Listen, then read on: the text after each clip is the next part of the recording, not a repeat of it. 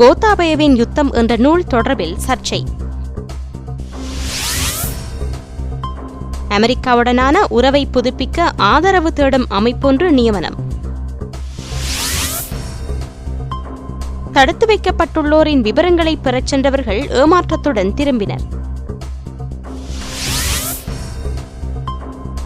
பொலன்னறுவையில் பழம்பெரும் சிவாலயத்தை புதையல் கொள்ளையர்கள் சேதப்படுத்தியுள்ளனர்.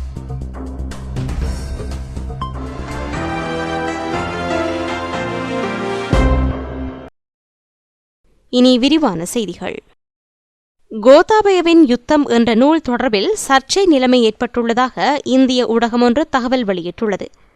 2009 மே மாதம் முடிவுறுத்தப்பட்ட தமிழீழ விடுதலை புலிகளுக்கு எதிரான யுத்த வெற்றியின் பிரதான பொறுப்பு பாதுகாப்பு செயலாளர் கோத்தாபய ராஜபக்சவை சாரும் என்ற வகையில் இந்த நூல் எழுதப்பட்டுள்ளது. திவையின பத்திரிகையின் ஊடகவியலாளர் CA சந்திரபிரேம என்பவரால் இந்த நூல் எழுதப்பட்டிருக்கிறது. தமிழர்களை தமிழீழ விடுதலை புலிகளாக சித்தரிக்கும் வகையில் புத்தகம் எழுதுவதை ஏற்றுக்கொள்ள முடியாதென்று தமிழ் தேசிய கூட்டமைப்பின் பாராளுமன்ற உறுப்பினர் சுமந்திரன் தெரிவித்துள்ளார். இந்த புத்தகத்தில் பயன்படுத்தப்பட்ட மொழியாண்மை வருத்தமளிக்கும் வகையில் அமைந்துள்ளது.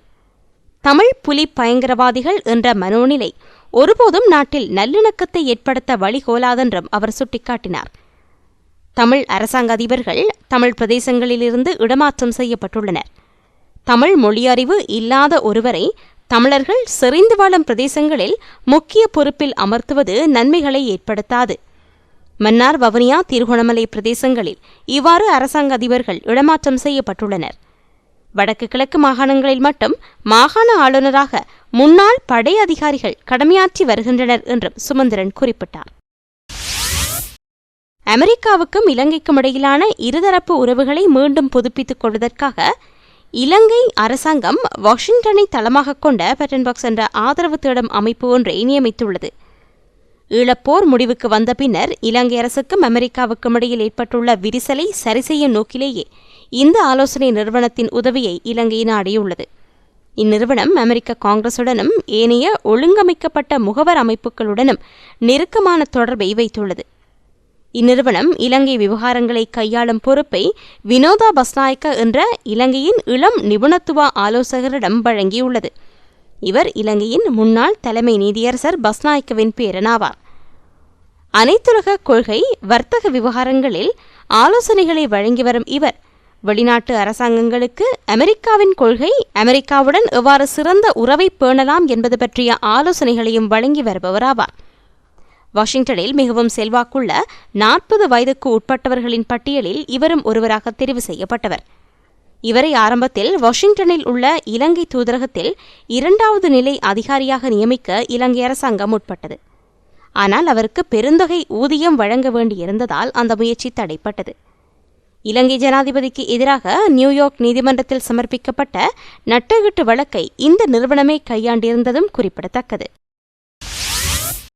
தேசிய பிரச்சினைக்கு அரசியல் தீர்வு காண்பதற்காக பிரேரிக்கப்பட்டுள்ள பாராளுமன்ற தெரிவுக்குழுவில் அரசியல் கட்சிகள் எதுவித நிபந்தனையும் இன்றி பங்கெடுக்க வேண்டும் என்பதே எமது எண்ணமாகும். எனினும் தமிழ் தேசிய கூட்டமைப்பு நிபந்தனை குறித்து கருத்து தெரிவித்துள்ளதால் அவர்களின் நிபந்தனை என்னவென்று தெரிந்து கொள்ள விரும்புவதாக அமைச்சரும் முன்னாள் சர்வகட்சி பிரதிநிதிகள் குழுவின் தலைவருமான பேராசிரியர் திச விதாரண தெரிவித்துள்ளார். சில நிபந்தனைகளுடன் பாராளுமன்ற தெரிவுக்குழுவில் பங்கெடுக்க தமிழ் தேசிய கூட்டமைப்பு தயாராக உள்ளதாக கூட்டமைப்பின் நாடாளுமன்ற உறுப்பினர் சுமந்திரன் தெரிவித்துள்ளமை குறித்து கருத்து வெளியிடும் போதே அமைச்சர் இவ்வாறு கூறினார். பாராளுமன்ற தெரிவுக்குழுவில் நிபந்தனை இன்றி பங்கெடுக்க வேண்டும் என்பதே எமது எண்ணமாகும். அதாவது குறிப்பிட்ட விடயம் பற்றி மட்டுமே பேச வேண்டும், ஏனைய விடயங்களை பேச முடியாது என்று நிபந்தனை விதிக்கப்படக்கூடாது. இது பற்றியும் பாராளுமன்ற தெரிவுக்குழுவில் பேசலாம், தீர்மானங்கள் எடுக்கலாம் என்றார்.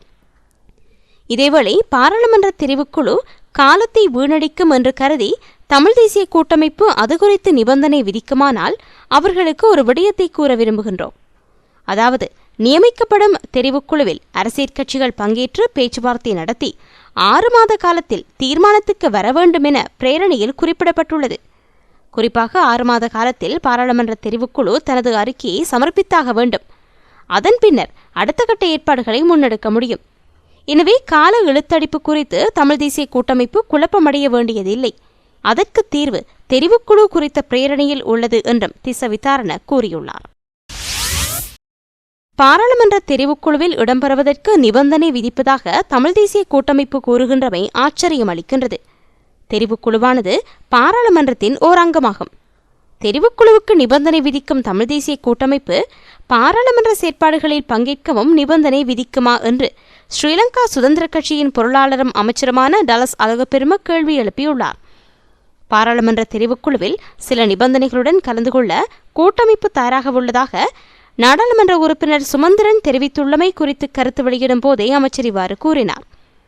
பாராளுமன்றத்தின் மீது நாம் வைத்துள்ள நம்பிக்கையின் அடிப்படையிலேயே தெரிவுக்குழுவை அமைத்து அதனூடாக அரசியல் தீர்வை காண்பதற்கு முயற்சித்து வருகின்றோம். தெரிவுக்குழுவில் காணப்படும் தீர்வே யதார்த்தகரமானதாக அமையும். அதாவது 2 கட்சிகள் பேச்சுவார்த்தை நடத்தும்போது நிபந்தனைகளை முன்வைக்கலாம், 2 அமைப்புகள் பேச்சு நடத்தும்போது நிபந்தனை விதிக்கலாம். ஆனால் பொதுவான பாராளுமன்ற தெரிவுக்குழுவில் அனைத்து கட்சிகளும் அங்கம் வகிக்கும் போகும் நிலையில் ஒரு கட்சி எவ்வாறு நிபந்தனை விதிப்பது? தமிழ் தேசிய கூட்டமைப்பின் இந்த அறிவிப்பு எம்மை வியப்புக்குள்ளாக்குகிறது. என்ன நிபந்தனை வைத்திருக்கின்றனர் என்று எங்களுக்கு தெரியாது. ஆனால் பாராளுமன்ற செயற்பாட்டின் ஓர் அங்கமான தெரிவுக்குழுவில் இடம்பெறுவதற்கு எவ்வாறு நிபந்தனை விதிப்பது என்பதே எம்முன் இருக்கின்ற கேள்வியாகும் என்றும் அமைச்சர் அழகப்பெரும மேலும் தெரிவித்துள்ளார். கைதாகி தடுத்து வைக்கப்பட்டுள்ளோரின் விவரங்களை பயங்கரவாத புலனாய்வு பிரிவு அலுவலகத்திலிருந்து பெற்றுக்கொள்ள முடியும் என்று அறிவிக்கப்பட்டுள்ளது. எனினும் வவுனியாவில் உள்ள பயங்கரவாத புலனாய்வு பிரிவு அலுவலகத்தில் கைதாகி தடுத்து வைக்கப்பட்டிருந்தும் விவரங்கள் தெரியாமல் இருக்கின்ற தமது உறவுகள் பற்றிய விவரங்களை அறிந்து கொள்ள முடியவில்லை என்று அங்கு நேரில் சென்று ஏமாற்றமடைந்தவர்கள் தெரிவித்துள்ளனர். கைதாகி தடுத்து வைக்கப்பட்டுள்ளவர்கள் பற்றிய விவரங்களை அறிந்து கொள்ள முடியும், அதற்கென முழுநேர வசதி செய்யப்பட்டிருப்பதாக பாதுகாப்பு அமைச்சினால் தெரிவிக்கப்பட்டிருந்த பத்திரிகை தகவலை அடுத்து நேற்று காலை பலர் வவுனியா கண்டிவீதியிலுள்ள பயங்கரவாத புலனாய்வு அலுவலகத்துக்கு காலையிலேயே சென்றிருந்தனர். எனினும் அங்கு அவ்வாறான வசதி செய்யப்பட்டிருக்கவில்லை. தமக்கு அத்தகைய அறிவித்தல் எதுவும் வரவில்லை என்று அங்குள்ள அதிகாரிகள் தெரிவித்ததாகவும் இதனால் தாங்கள் பெரும் ஏமாற்றத்துக்கு உள்ளாகியிருப்பதாகவும் அங்கு சென்ற பலரும் தெரிவித்தனர். வவுனியாவில் உள்ளவர்கள் மட்டுமல்லாமல் கிளிநொச்சி, யாழ்ப்பாணம் உள்ளிட்ட இடங்களில் இருந்தும் பலர் நேற்று வவுனியா அலுவலகத்துக்கு வந்தனர். இறுதி யுத்தத்தின் பின்னர் கைது செய்யப்பட்டு அரசாங்கத்தின் வேண்டுகோளை ஏற்று இராணுவத்திடம் சரணடைந்து காணாமற் போனவர்களின் உறவினர்களை தமது உறவுகளின் தகவல்களை பெறுவதற்காக சென்று ஏமாற்றமடைந்துள்ளனர். பொலன்னறுவையிலுள்ள பிரசித்தி பெற்ற நைபென விஹாரைக்கு எதிரில் அமைந்துள்ள பழம்பெரும் சிவாலயத்தை புதையற் கொள்ளையர்கள் சேதப்படுத்தியுள்ளனர். ஆலயத்தின் கருவறை அமைந்துள்ள பகுதியில் புதையற் கொள்ளையர்கள் பாரிய குழியொன்றை தோண்டியுள்ளனர். ஆலயத்தில் இருந்த லிங்கம் அகற்றப்பட்டு அந்த இடத்தில் இந்த குழி தோண்டப்பட்டுள்ளது. பொலன்னறுவை ஆட்சி காலத்துக்கு உரியது என்று கருதப்படும் இந்த சிவாலயம் 13 இலக்க சிவாலயம் என்று தொல்பொருள் திணைக்களத்தால் பெயரிடப்பட்டுள்ளது. பொலன்னறுவையை தலைநகராக கொண்டு ஆட்சி செய்த சோழ மன்னனான ராஜராஜ சோழன் காலத்தில் இந்த ஆலயம் நிர்மாணிக்கப்பட்டதாக கூறப்படுகிறது. ஆலயம் சேதமாக்கப்பட்டமை குறித்து பொலன்னறுவ காவல்துறையினர் விசாரணைகளை ஆரம்பித்துள்ளனர். இலங்கை தமிழர் பிரச்சினை குறித்து ஆய்வு செய்ய வந்த இந்திய அனைத்துக் கட்சி நாடாளுமன்ற குழுவிடம் பழுதடைந்த பருப்பை காட்டியதற்காக வவுனியா இடைத்தங்கல் முகாமில் உள்ள மக்களை மீள்குடியேற்ற அமைச்சர் குணரட்ன வீரக்கோன் கடிந்து கொண்டுள்ளார். இந்தியா என்னத்தை தந்துவிடப் போகின்றது என்று அவர்களிடம் கொண்டு போய் உளுத்த பருப்பை தூக்கி காட்டினீர்கள் என்று அமைச்சர் கேட்டுள்ளார். நேற்று முன்தினமிரவு 6:30 அளவில் கதிர்காமர் நலன்புரி முகாமுக்கு திடீர் விஜயம் மேற்கொண்ட மீள்குடியேற்ற அமைச்சர் தலைமையிலான குழுவினர் நலன்புரி முகாம் மக்களின் மீள்குடியேற்றம் தொடர்பாக கலந்துரையாடிய போதே அவர் தமது கண்டனத்தை வெளியிட்டார். இடைத்தங்கல் முகாமில் உள்ள மக்களில் புதுக்குடியிருப்பைச் சேர்ந்த அனைவரும் ஜூலை மாத இறுதிக்குள் மீள்குடியமர்த்தப்படவுள்ளதாகவும் அவர் கூறினார். இறுதிக்கட்ட போரின் போது தமது சொந்த இடங்களிலிருந்து இடம்பெயர்ந்து கதிர்காமர் ஆனந்தகுமாரசுவாமி இடைத்தங்கல் முகாமில் உள்ளவர்களில் புதுக்குடியிருப்பு பிரதேச செயலர் பிரிவுக்குட்பட்ட மக்களை அவர்களின் சொந்த இடங்களிலும் ஏனைய பகுதி மக்களை தற்காலிக இடைத்தங்கல் முகாமிலும் மீள்குடியமர்த்துவதற்கான நடவடிக்கை இடம்பெற்று வருகிறது. இடம்பெயர்ந்தோரின் சொந்த இடங்களிலுள்ள கன்னிபடிகள் முழுமையாக அகற்றப்பட்டு மீள்குடியேற்றம் செய்வதானால் இன்னமும் 4 வருடங்கள் தேவை. அதனால் தற்போது மிகவும் அவசரமாக மீள்குடியமரவுள்ள மக்களின் வீடுகள், கிணறுகள், மலசல கூடங்களை சுற்றியுள்ள சுமார் 10 அடி வரையிலுள்ள பகுதிகள் கன்னிபடி அகற்றப்பட்டு மீள்குடியேற்ற நடவடிக்கை துரிதப்படுத்தப்பட்டுள்ளதாகவும் அமைச்சர் தெரிவித்தார்.